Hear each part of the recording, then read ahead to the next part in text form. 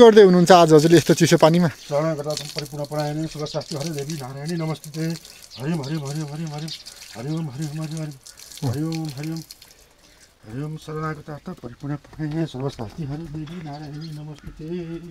यसरी बस्नुपर्छ है पातमा, पात अथवा कुसकुसमा। के गर्दै हुनुहुन्छ आज हजुरले? म जब गर्दैछु हजुर है। अब बिहान बिहान मैले अब यो जब गर्न अनि त्यसपछि म बताउँला हजुर है। अब पहिला म जब गर्छु। ओम ऋग्वेदाय नमः, ओम यजुर्वेदाय नमः, ओम सामवेदाय नमः, ओम अर्थवेदाय नमः,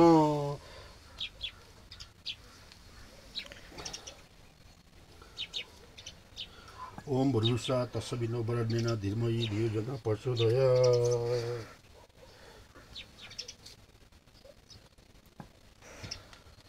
ओम अच्युताय नमः, ओम माधवाय नमः, ओम गोविंदाय नमः, ओम सूर्याय नमः।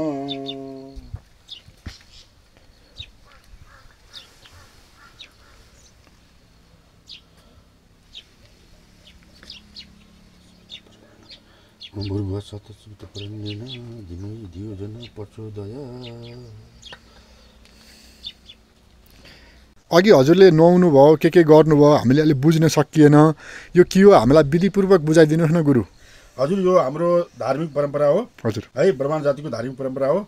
यसमा हामीले बिहान हामीलाई वर्तमानपछि गुरुले सिकाउनु भएको यसरी जप गरेपछि मन शान्त हुन्छ है, मन सुन्दर हुन्छ, रिस उठ्दैन है, कसैको नराम्रो गरिँदैन, अनि एउटा योगा गरे बराबर हुन्छ है, योगा गरे बराबर हुन्छ भनेर गुरुले हामीले सिकाउनु भएको छ। यो योगा हो है, एउटा हामीले बाहिर योगा गर्न जानु पर्दैन। मन शान्त भएर धीरे भएर ध्यान गरेपछि नुहाएर बिहान के नखाइकन नुहाएर ध्यान गरेपछि है हामीलाई एकदम आनन्दको अनुभूति हुन्छ।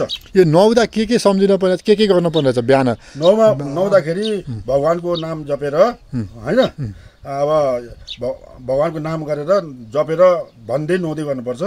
अनि यसको वैज्ञानिक कारण के रहेछ? वैज्ञानिक कारण के हो भने यसरी शान्त भएर गरेपछि मैले भनिहालेँ पहिला तपाईँलाई, रिस उठ्दैन है, अब शान्त मन हुन्छ, सुन्दर हुन्छ, दिनभरि उज्यालो मन हुन्छ, कसैसँग नराम्रो हुँदैन, कसैसँग दुश्मन हुँदैन, शत्रुता हुँदैन है, रिस हुँदैन, कसैको देखेर रिस हुँदैन।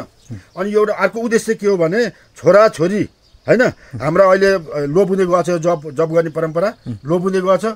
यो लोप हुने परम्परालाई छोराछोरीले पनि हाम्रा नाति नातिनाले यसरी नै अब बिहान उठेर नुहाइ गरेर जप गर्नुभयो भने मन शान्त हुन्छ है।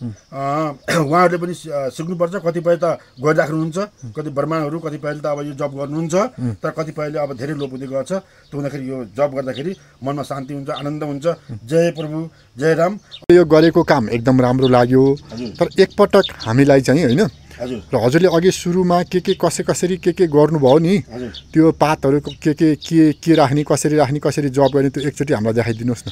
यो के हो भने हजुर, अब हामीले नुहाइ गरेपछि त्यो बसेर देखाइदिनु न। अब मैले नुहाइ गरेँ होइन, नुहाइ गरेर आएँ, भगवानको नाम जपेपछि हामी खाली खुट्टा बस्नुहुन्न।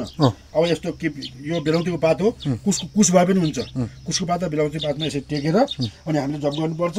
अनि त्यहाँबाट यो पहिला हामीले ऋग्वेदलाई, यजुर्वेद, यो 4 वेद छन् होइन, सामवेद अनि अर्थवेद, यिनीहरूलाई हामीले जल चढाउने। अन्त जनै कसरी लिएर कसरी पानी यसरी लिनुपर्छ है, यसरी लिनुपर्छ जनै। अनि तिनीहरूलाई जल चढाउने। जल चढाएपछि हाम्रो मन्त्र होइन, जुन मन्त्र छ ओम भूर्भुवस्सुः तत्सवितुर्वरेण्येन धीमहि धियो यो नः प्रचोदयात्। अन्त बसेर एकचोटि देखाउनु न अरूलाई कसरी गर्ने, के गर्ने होइन। यसो गरेर पहिला अब जल चढाउने, पहिला बस्ने होला नि, पहिला जल चढाउने मैले भनिहालेँ, देखेँ होइन, बस्ने, बसेर जल चढाउने, बस्नु न। अनि त्यहाँबाट अब फेरि अब अन्तिममा के गर्ने, जल चढाउँदाखेरि ओम अच्युताय नमः, ओम माधवाय नमः, ओम केशवाय नमः, ओम गोविन्दाय नमः, अनि त्यसपछि ओम सूर्याय नमः गरेर जल चढाउने। अनि औँला कसरी जप्ने?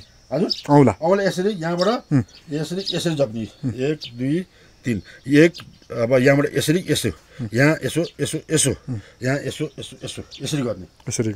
भनेपछि हजुरले यो एउटा चाहिँ धर्म रक्षाको लागि यो पुरानो परम्परालाई जोगाउन, पुरानो विज्ञानलाई, धर्मलाई, संस्कृतिलाई, अध्यात्मलाई जोगाउनको लागि यो मेहनत गर्नुभयो होइन? हजुर, मैले मेहनत गरिरहेको छु। मैले प्रायः जब पनि गर्छु। हजुर। अब कुनै बेलामा अब बाहिर हिँड्दाखेरि अब टाढाको टुरमा जाँदाखेरि भने त्यो मिल्दैन हजुर होइन।